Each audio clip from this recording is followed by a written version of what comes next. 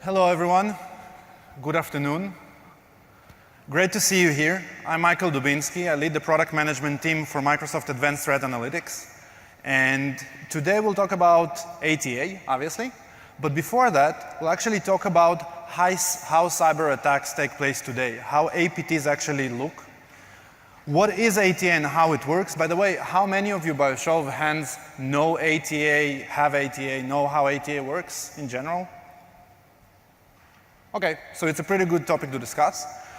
The interesting part, we have a live end-to-end APT demo, Advanced Persistent Threat, where we're actually going to attack an environment live with Mimikatz, with reconnaissance tools, with ATA deployed in the environment, and we'll see live detections.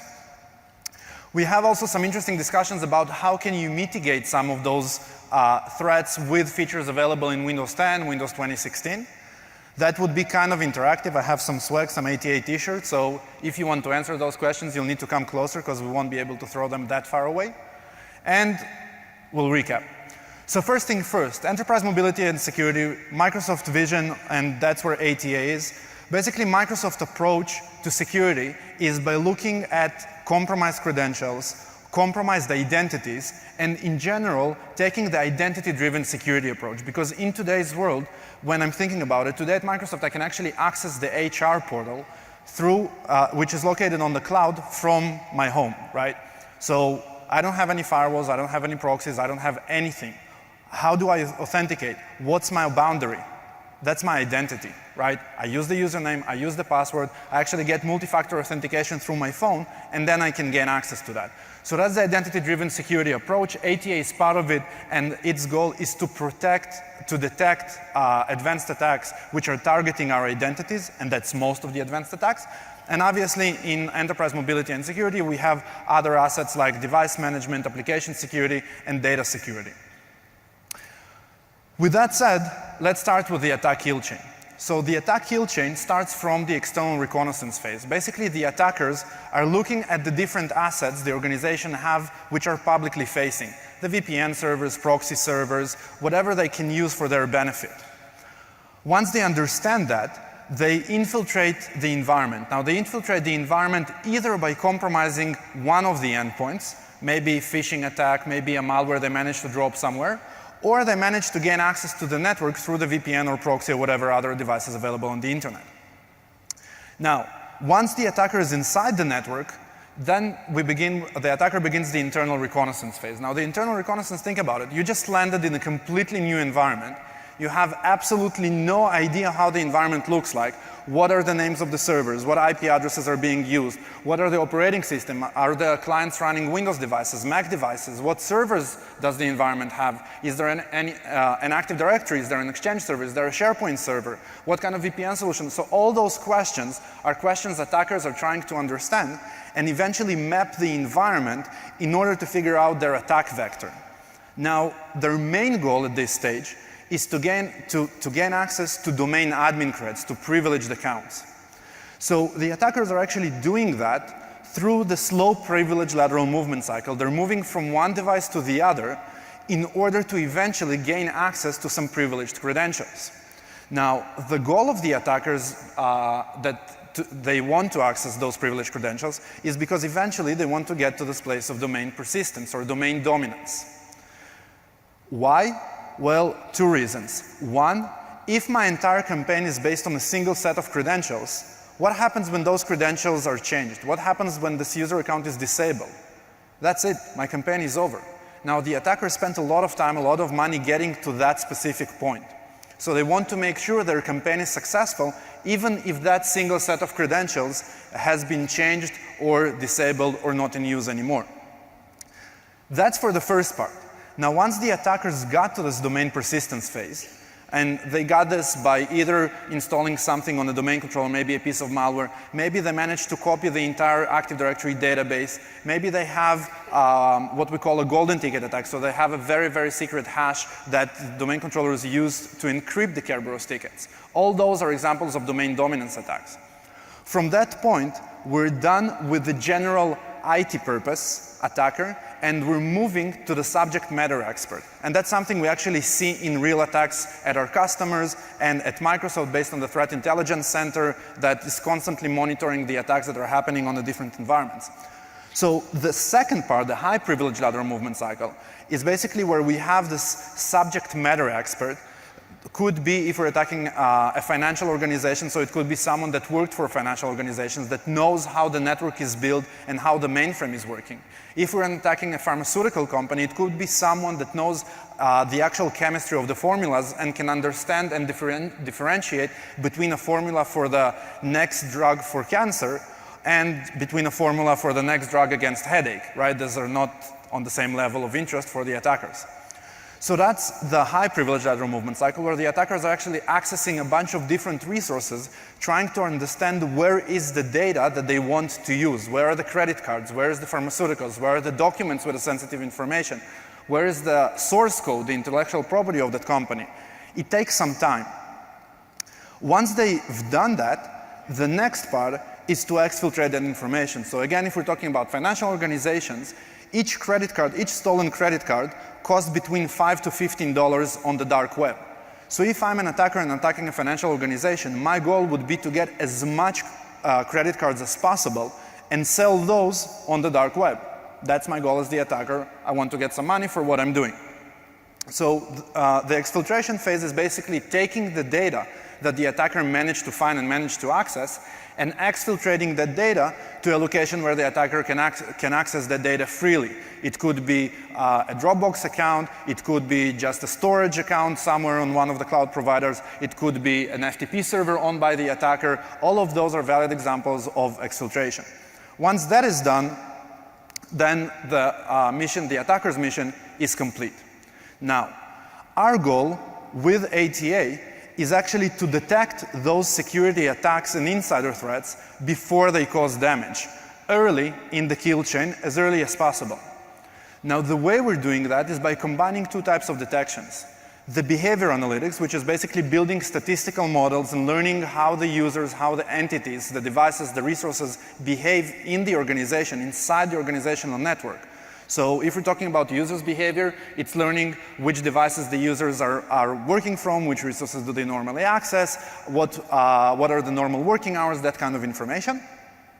And once we've learned that information, detect anomalies and deviations from the normal behavior. So just as an example, I'm usually working from more or less 3 devices, so that would be my laptop, my phone, and my tablet, right? Now, if all of a sudden, my credentials are being used at dozens or hundreds of different devices inside the corporate environment, that could actually point to a lateral movement where someone compromised my credentials and using those credentials at a bunch of different devices. So that's something we can detect using the behavior analytics. The second part is the detection of advanced attacks and security risks. So for that, we actually have a security research team that is constantly looking at the most advanced techniques the attackers are employing today in the advanced persistent threats they're executing. So just to give you an example, pass the ticket. How many of you have heard about that specific attack vector?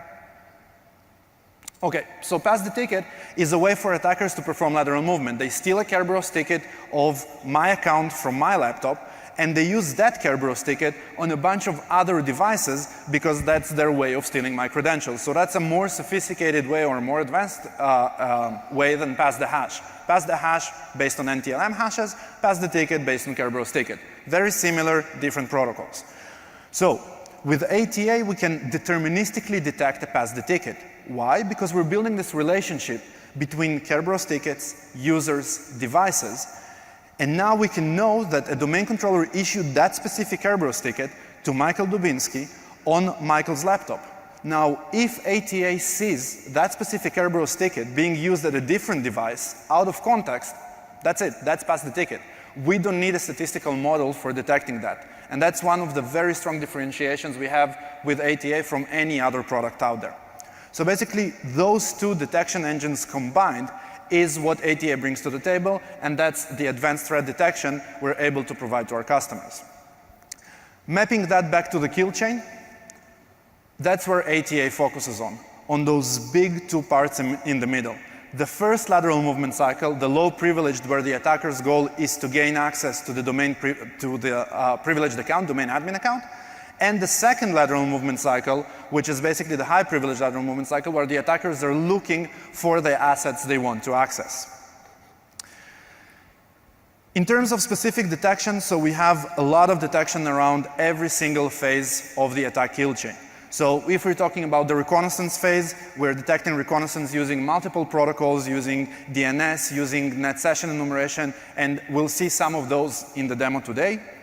Compromised credentials, so again, a combination of both statistical and behavior analytics, as well as deterministic detection. Lateral movement, past the hash, past the ticket, over past the hash. Those are all attacks we're seeing every day in the APTs that are being executed. All the APTs that are being executed are using one form or another of those attacks. And eventually, the domain dominance. So the domain dominance is basically the persistence of the attacker inside the victim's network. Specifically for domain dominance, we're looking at things like malware deployed on the domain controllers, golden ticket, which is basically a Kerberos ticket the attackers build by themselves, and they can tell the domain controller whatever they want to be or whoever they want to be. Things like remote execution against the domain controllers, replication requests, all those are methods of domain dominance. And that's what we have today. You can download ATA release 1.7, and those are the detections you will get. Every release, we're adding new detections in every single part of that specific of the kill chain, both behavior-based detection as well as deterministic detections. So, a quick overview about how ATA works. What are the different components? So the ATA deployment consists of two main components: the ATA gateway and the ATA center. The ATA gateway is basically the sensor. It's completely stateless. Its goal in life is to see the data, to analyze the data. The data that it's actually able to analyze is raw network traffic going in and out of the domain controllers, raw network traffic going in and out of the DNS servers, logs collected either via Windows Event Forwarding or via syslog forwarder from your SIEM solution to the ATA gateway. So that's the data sources, the three data sources that ATA supports today. Once ATA analyzes that specific information, it also enriches the data. So just for example, if we're talking about network traffic, in the network traffic we have the username and we have the IP address. ATA takes that username and actually resolves that to the user object in Active Directory. Why? Because we want to understand the organizational context. We want to understand that user's group membership. We want to understand that user's manager. We want to understand that user's organizational hierarchy. All that information is available to ATA inside the Active Directory. So that's one of the goals the ATA gateway is doing. And once the ATA gateway have enriched that specific information, then the gateway takes this enriched logical network activity or logical event activity and sends it to the ATA center. Now, for the gateway, we have two flavors. We have the regular gateway and the lightweight gateway. The regular gateway is a standalone server which you deploy using port mirroring. So you need to configure span ports either on your physical switch or the virtual switch. The lightweight gateway is a version you can deploy directly on the domain controller. It basically deploys a Windows service that runs on the domain controller. And in that case, you don't need to configure span ports, you don't need additional hardware. Now, the difference between the gateway and the lightweight gateway is, first of all, resource limitation. We never want to hit the domain controller performance. So we have this dynamic resource limitation where we're constantly looking at the CPU and memory of the domain controller activity, basically the LSAS process on the domain controller, and we limit the ATA gateway based on the current CPU and memory consumption of LSAS. So worst case scenario, if the domain controller authentication service spikes, the ATA gateway will limit its own CPU and memory, and worst case, it will drop network traffic or even shut itself down, but it will never affect the domain controller performance. We actually designed the lightweight gateway with that specific goal in mind. So that's the gateways and the two gateway flavors. Now, the ATA center, it basically gets the information from all the gateways in the environment. So basically, every ATA gateway can support one or more domain controllers Obviously, the lightweight gateway can be deployed only on one domain controller. The ATA center can support multiple gateways from multiple domains in the same forest. The ATA center basically gets the information from all the gateways and analyzes that information in real time. So it's very close to stream analytics. So every single network activity or event activity being fired at the ATA center being analyzed in real time. The detectors are being run against each relevant network activity. And the specific activities are being stored in the database. The other things the ATA center performs, it also performs central configuration management for all the gateways. It performs central update point for all the gateways. And it provides the web management interface for the ATA console. So basically, looking at the suspicious activities, investigating the suspicious activities, changing the ATA configuration, that's all available in the ATA center. So those are the two main components of ATA. In terms of the main features, so one is the automatic updates. ATA is actually integrated with the Microsoft Update platform. So every time we release a new version of ATA, it automatically gets downloaded, if you opt in, obviously, to the ATA center, gets deployed on the ATA center, and when it's deployed on the ATA center, all the gateways are pulling the new version automatically and updating themselves. So that's a very important feature because now the update process is seamless. The second thing is integration with SIEM solutions. We have two-way integration with SIEM. We can get information from SIEM solutions, so basically events that we're collecting could be collected either via Windows Event Forwarding or via integration with the leading SIEM solutions, syslog forwarding basically from the SIEM to ATA gateway, and the other way around. Every time ATA detects a suspicious activity, it would actually send a notification to your SIEM using the syslog protocol, and ATA can also send a notification using email. So that's the main points of SIEM integration. And the last thing is the deployment. So for ATA deployment, it takes, and you'll be able to see that tomorrow at Benny and Hayden's session, it takes anywhere between 5 to 20 minutes to actually deploy the ATA center and then deploy a couple of gateways. Very simple deployment. Every time we design new features, we design that with simplicity in deployment and management in mind.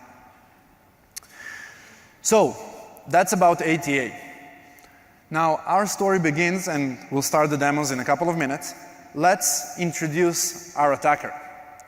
Our attacker, Jay Hackersby, senior security researcher, Kerberos expert, no longer Batman, but he hacks corporates for fun. The environment, we have Jeff the victim, we have Ron the help desk guy, and we have the all-powerful NUC Chorus. In the environment, obviously, we have a domain controller and the ATA center. Starting point, spear phishing. The attacker did some external reconnaissance. He knows Jeff the victim is a finance person that is constantly getting Excel spreadsheet from external vendors. So they said to themselves, it makes sense to send an Excel spreadsheet with malware in them, or maybe a 0-day, or whatever the case is, to Jeff the victim, which opens a backdoor on Jeff the victim's device. Now, the attacker's goal, or our goal, because we're going to be the attacker in a second, is to get from Jeff victim's device to the domain controller to get full domain dominance and get control over the domain controller. Make sense? Let's go. First step, reconnaissance. So we landed in the environment.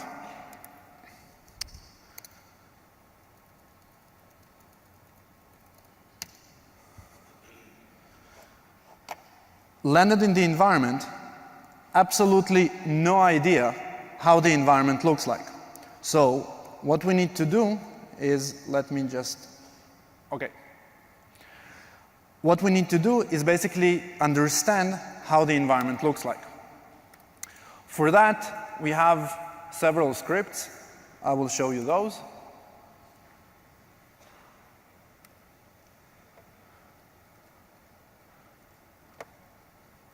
First part, super easy. Reconnaissance using the net user and net group commands. Not very complicated, right? Pretty standard IT admin tools. What kind of information would that give me? Very useful if I'm the attacker. And all I need to be is just a regular authenticated user to actually execute those commands. So let's do that.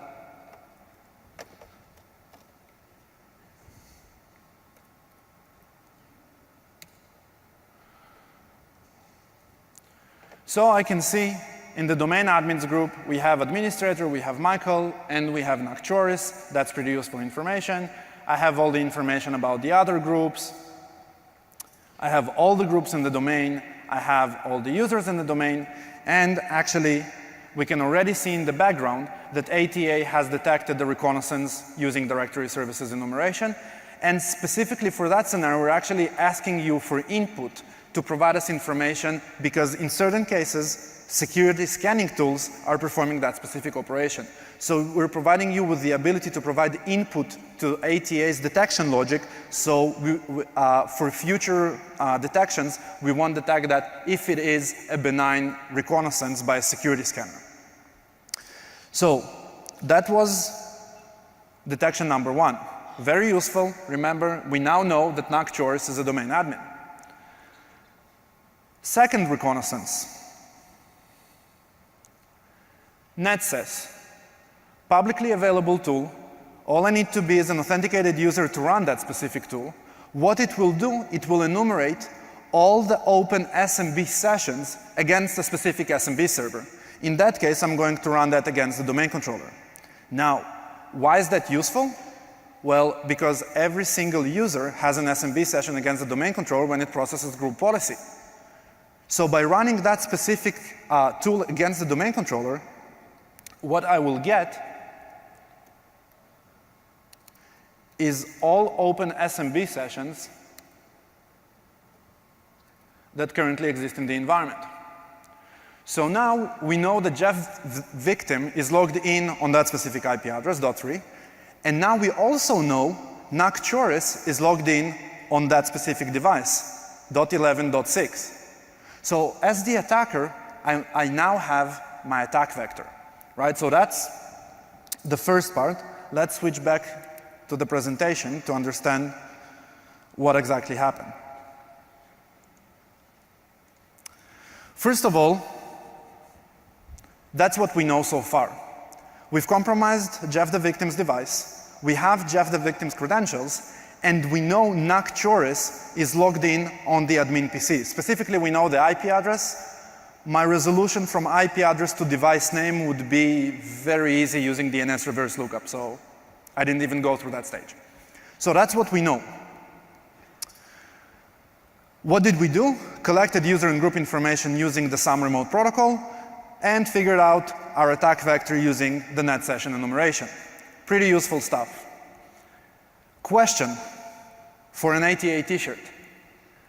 How can you protect against any of these attacks? The person, well, you'll be next. Yes. Credential card? Not really. I haven't really dumped any credentials.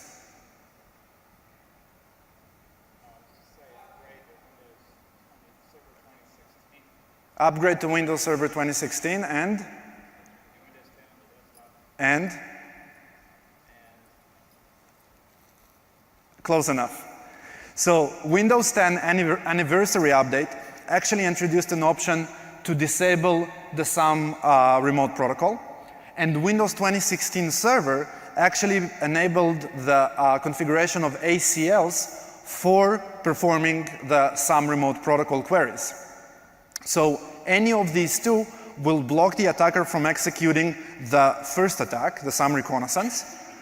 It wouldn't block, though, the attacker from executing the net session enumeration. Great. Let's keep on going. First part of the lateral movement cycle. But before that, Kerberos 101. How many of you are familiar with the Kerberos protocol? Okay. Very quickly.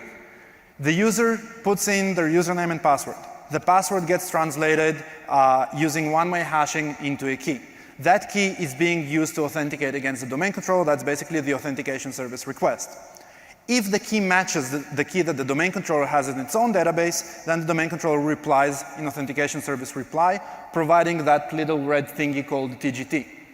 TGT, ticket granting ticket, think about it as your social security card. That's the card that every time you're going to the different government offices, you're using the same card in order to get access to the different services. So if you want to get a driver's license, you're coming with your social, at least in Israel, you're coming with your social security card, you're getting the driver's license. You want to get a passport, you're coming with a social security card, you're getting a passport. So that's the TGT. Next part, the TGS request. I'm taking my social security card, I'm going to the government and saying, hey, I want to travel abroad, can you give me a passport? The government verifies myself and says, yes, here's your passport. That's the yellow thing, the TGS, ticket granting service. Now I'm taking my passport, and when I'm flying out of the country, I'm giving that to the passport control. So that would be my server. So every time I access a specific service, I take the ticket granting service, I provide that to that specific server, the server authenticates me, so the passport control actually verifies I can leave the country, I don't have any issues outstanding against me, and then lets me do whatever I need to do. Make sense? By show of hands, does it make sense? Okay, great. We actually had an argument, would that analogy work or not? It did. Thank you.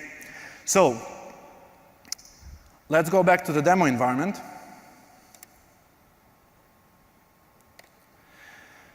By the way, in the meantime, ATA has also detected the reconnaissance using SMB session enumeration. So now we know that the attacker from victim PC actually enumerated the SMB sessions, and they know about Nocturus. So from the defender side, we have that specific detection. We already can stop the attack very early in the attack kill chain, already at the reconnaissance phase. But let's keep on going. So our next goal is to gain access to other assets. By saying other assets, I actually mean I want to gain access to the admin PC. So my first part would be to see what credentials I have. So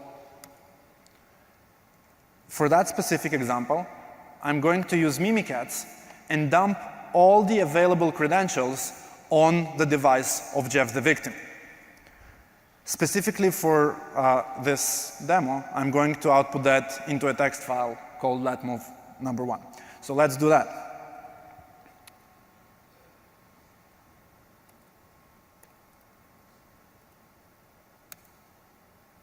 Okay, that's done. Let's open our text file.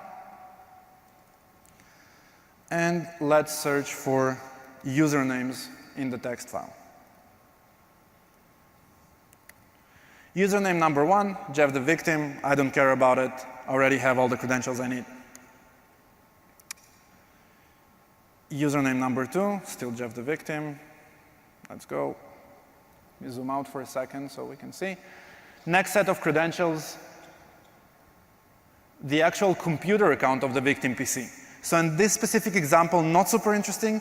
In other examples, sometimes people tend to forget the computer accounts can actually have permissions and authenticate. If I was the attackers, I can actually steal the credentials of the computer account, and if that computer account has some excessive privileges in my environment, I can use that as easy as I'm using a user account. But again, not in our example, so let's keep on going.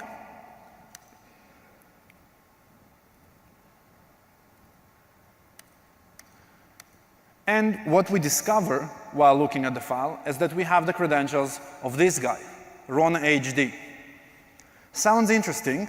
I wonder who he is. How can I find out?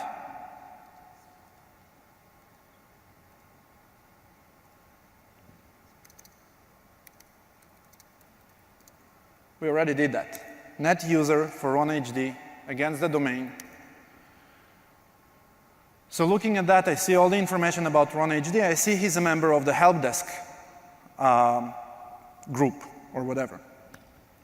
So now I'm thinking, as the attacker, maybe Ron HD has local administrative privileges at other devices in my environment.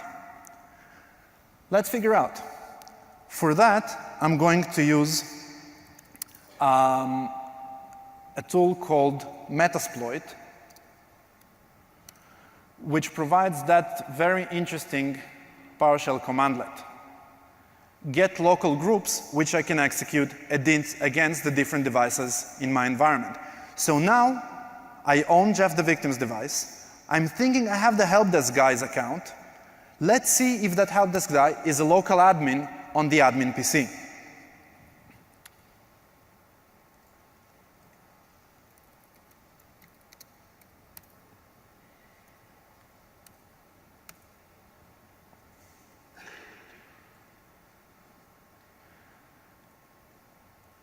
And I see that members of the administrator on the admin PC are that specific SID,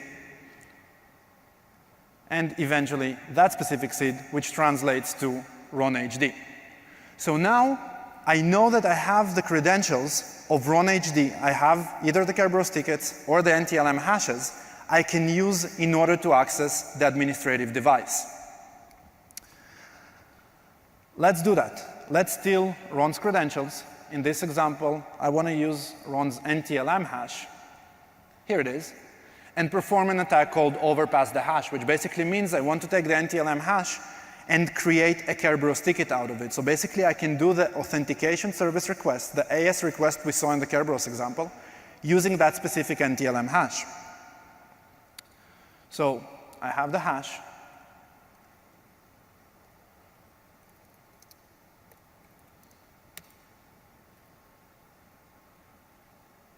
This is how I'm actually doing overpass the hash. Again, using Mimikatz, I'm saying all I want to do is pass the hash for that specific user. Here's the NTLM hash in my specific domain.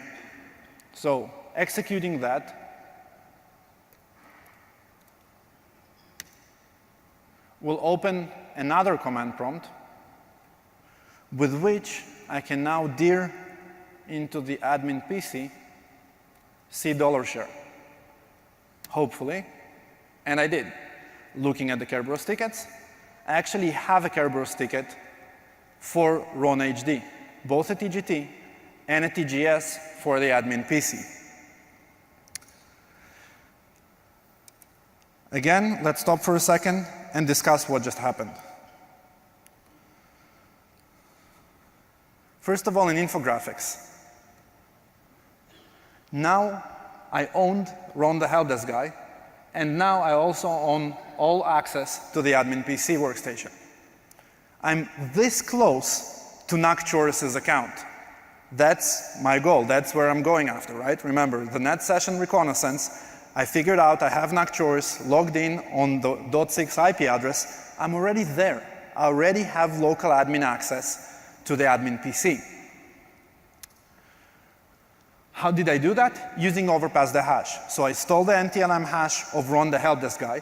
I did some additional reconnaissance using tools we already know, or using methods we already know. And using the specific NTLM hash, I managed to create a Kerberos ticket with which I access the admin PC. Bonus question for an ATA t-shirt. How can you protect? Yes.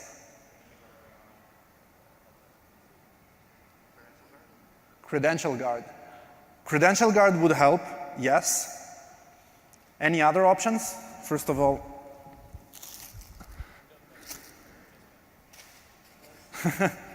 well done. Any other options? Yep. We can block NTLM, but I didn't use an NTLM. I used an NTLM hash to create a Kerberos ticket. So for that specific scenario, in general, blocking NTLM is a good idea. You should do it. It will mitigate past the hash attacks. It wouldn't mitigate overpass the hash attacks. Last attempt?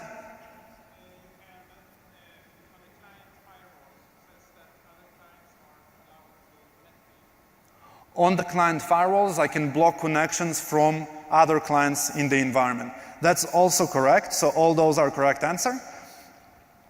First of all, that's for you, Hayden. Need your help? Thank you.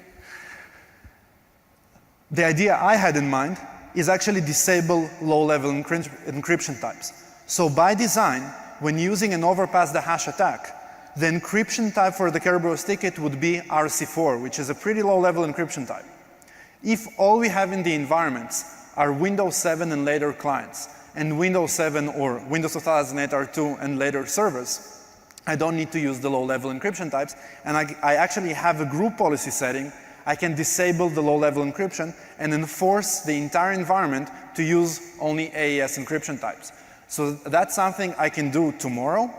A suggestion, don't do that tomorrow, because we know there is a lot of down-level clients, even like if you have Java installed on your endpoints, they sometimes, old versions of Java have their own implementation of Kerberos, and they use down-level encryption types.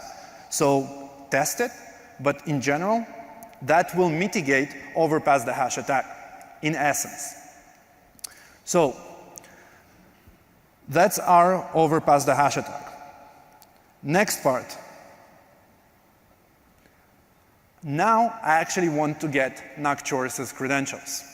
So for that specific attack, again, let's go back to our environment.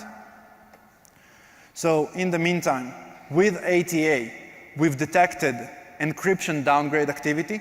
So again, as I mentioned, the essence of the attack, we learn what encryption types are being used in the environment. If we know the users, the device, the domain controllers, everything are normally working with high-level encryption types, there is absolutely no reason for someone to be using RC4 encryption or down-level encryption. So we detected that with the mention saying potential overpass the hash, and we're providing you the information about the user, about the device, about the domain controller. All that information is available in the ATA console. And we've also detected unusual protocol implementation. So in a lot of scenarios, attackers are using their own stack for implementing authentication protocols such as Kerberos, NTLM, SMB. So in this specific example, we detected that single attack using two detection methods, both the unusual protocol implementation as well as the encryption type downgrade. Okay, so far so good. The demo is working. I'm happy. Let's keep on going.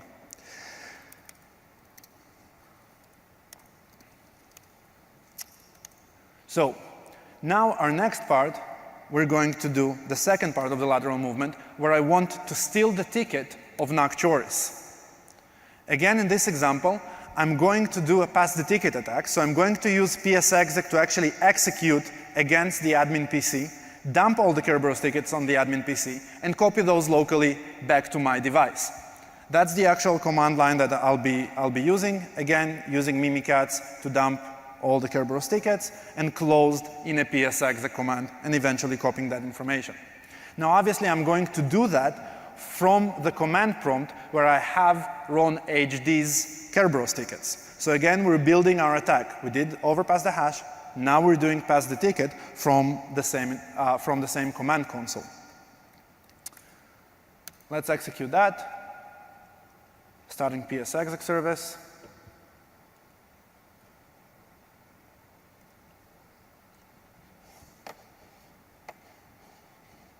Okay, we dumped all the Kerberos tickets, exited Mimikatz, copied all those Kerberos tickets locally to my device, temp, tickets, here they are. So all the Kerberos tickets that were available on the admin PC device are now available to me, the attacker, on the victim device where I first landed with the Excel with the malware. So now I have all those Kerberos tickets. Specifically in this example, I probably want to use the TGT because I want to gain access to as much resources as possible. So I'm going to do that. Just copy the file name.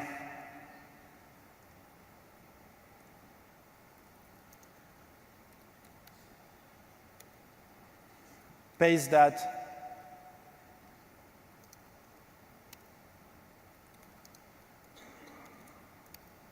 Into the script where we actually import the Kerberos ticket.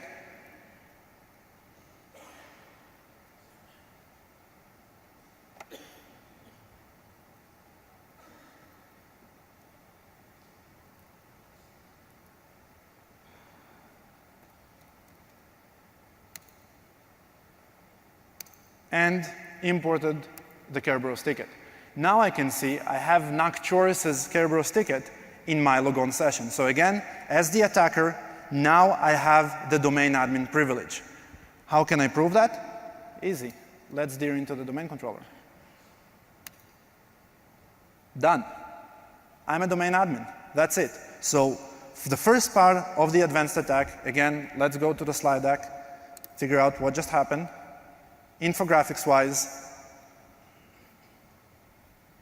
I have Nocturis's account. That's it. I'm a domain admin. What do I want to do next? We'll talk about it. But before that, how can you protect? So you already answered that question. For that specific scenario, Credential Guard is my choice. Dumping Kerberos tickets using Credential Guard is not something that is possible, at least the TGT. So if I had Credential Guard enabled on the administrative device, I won't be able to perform that specific attack.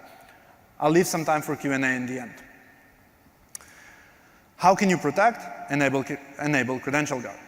So next part, domain dominance.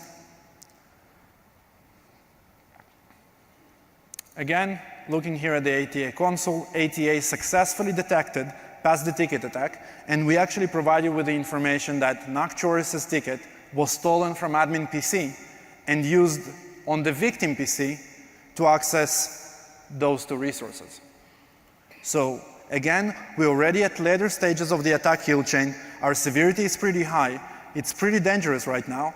ATA is there to tell you that it detected that information. Up to you how you need to mitigate that. We'll discuss that at a different session probably. So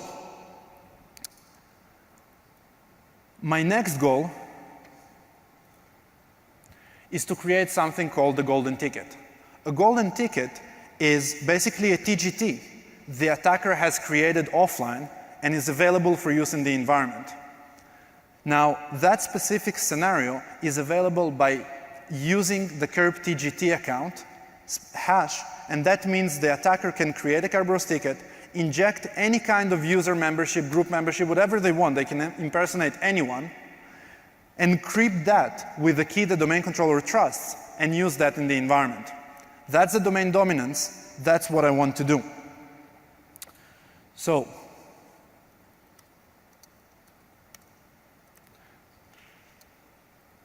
again, very easy command line. Now that I'm a domain admin, I can just dump all the hashes for the Kerb TGT account using the dcsync command.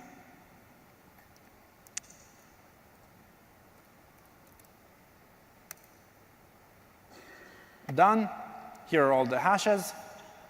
Here's the NTLM hash of the Kerb TGT. That's all I need to create a golden ticket. So the next part would be actually creating a golden ticket. But before that, where are we in the kill chain? Now we have the domain dominance. So now I can create Kerberos tickets offline and use them in order to access every single resource I have in the organization. What did we do? We used domain control replication mechanism to actually pull that information from the Active Directory domain controller. So nothing except a normal replication request would be logged anywhere. How can you protect? Bonus question. Yep.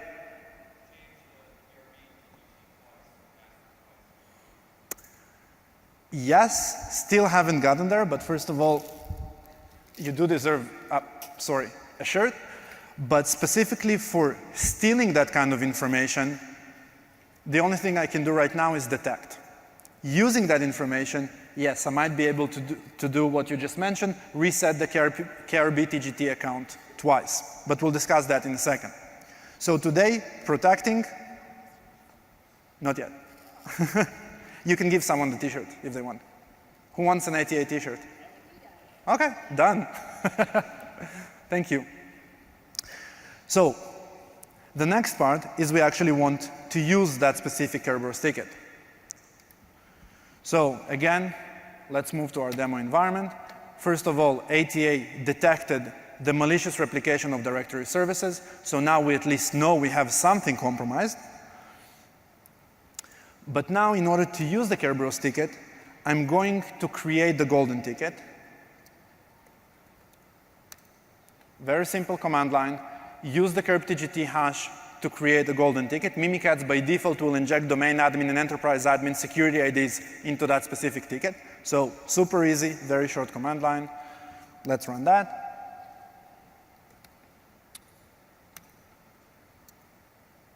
Golden ticket created, saved into a file. Next part, importing the golden ticket into the actual environment. So same thing like we did with PTT, taking the golden ticket, importing that into my Kerberos session.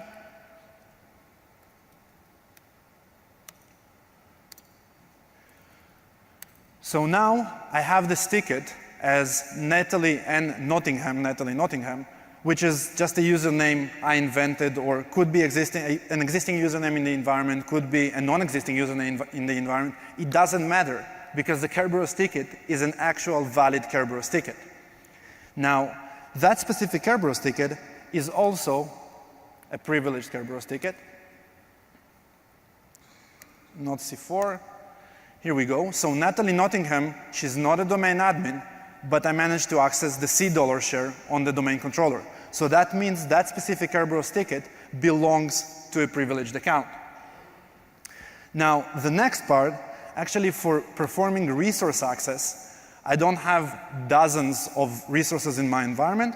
So just for the sake of the demo, I created a small PowerShell script that will request access to a bunch of resources.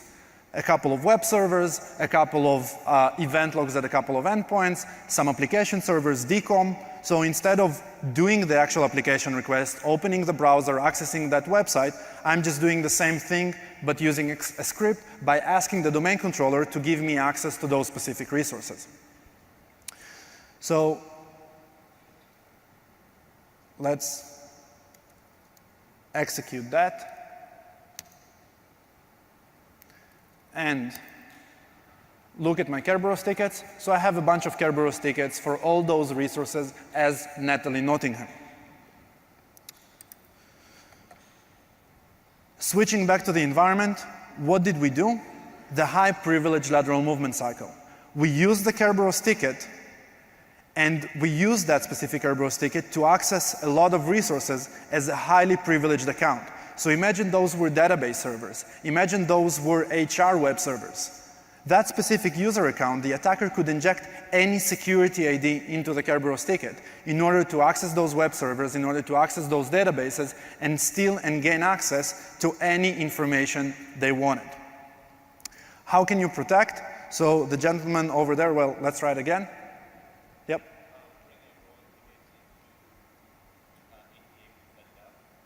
Bring a golden ticket into ATA.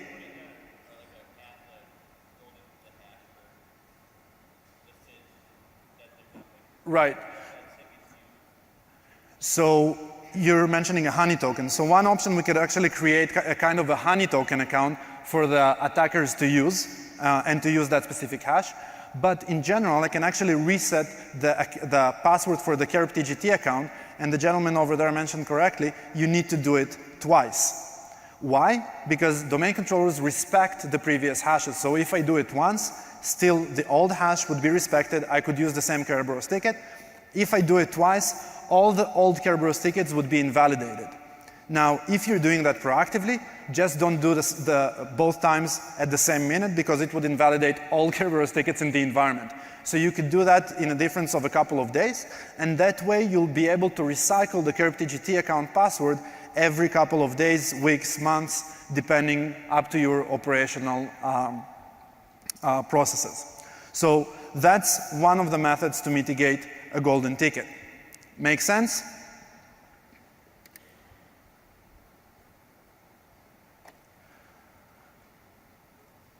Going back to the ATA console, first of all, we've detected an encryption downgrade. So now we've detected a different flavor of encryption downgrade, because again, for that specific scenario, we know that when using a golden ticket, one of the techniques is to use one specific hash of the golden ticket. So we've detected an encryption downgrade that actually says the TGT that was being used by Natalie from victim PC is using a low-level encryption. This may be a result of a golden ticket in use. And the second thing is the abnormal behavior. So that's the machine learning detection that kicked in and said, hey, we have Natalie that usually works from 4 normal devices, and all of a sudden, we saw Natalie working from the victim PC and accessing 20 abnormal resources that we've never seen Natalie accessing before. So that's the statistical model that actually knows how Natalie behaves as usual, and now it detected the abnormal behavior for Natalie that doesn't comply with Natalie's normal behavior and the organizational normal behavior. So that's the ATA detections. Mapping that back to the kill chain, so we went through all the phases in the kill chain. We went from the internal reconnaissance phase using the summary mode net session enumeration. We did the low privilege lateral movement cycle using Ron Helpdesk's account in order to access the admin PC. We dumped NAC-Choris's credentials and got the domain admin creds. Dumped the KERP-TGT to create a golden ticket for the domain persistence, and then used the golden ticket in the high privilege lateral movement cycle in order to access the assets I actually wanted to access. So that's our attack summary. Recap, attackers leverage a huge blind spot inside the network. We're very good at protecting the perimeters with firewalls, proxies, VPNs, whatever. But once the attackers are inside the network, we're not very good at finding them. Second thing, the attackers actually use traditional IT tools, things like NetUser, NetGroup, NetSession enumeration. All those are benign APIs, benign tools that are okay for use. But the problem is that the attackers are using them in malicious way. So by detecting behavioral anomalies, we can actually detect intent. We can learn what's normal, and we can learn what's abnormal and alert on the abnormal activities. That's exactly what ATA does. And eventually, defenders should learn, first of all, how attackers behave, because the behavior constantly changes. Mitigate using the mitigations possible. Always detect as much as possible using ATA, using endpoint security solution, using cloud application security solutions. And eventually, just one last thing, John Lambert, who leads our Threat Intelligence Center, said, "You're never stopping attacks. You're increasing attackers' requirements. Consider counter-movement circumvention as a work factor." That's something I think all of us should remember. So thank you very much. We'd be happy to get your evaluations. Interesting session tomorrow, how to deploy Windows Advanced Threat Analytics. Benny and Hayden will deliver that. It's on Thursday, I'm sorry, not tomorrow. And some resources to get you going. Thank you very much.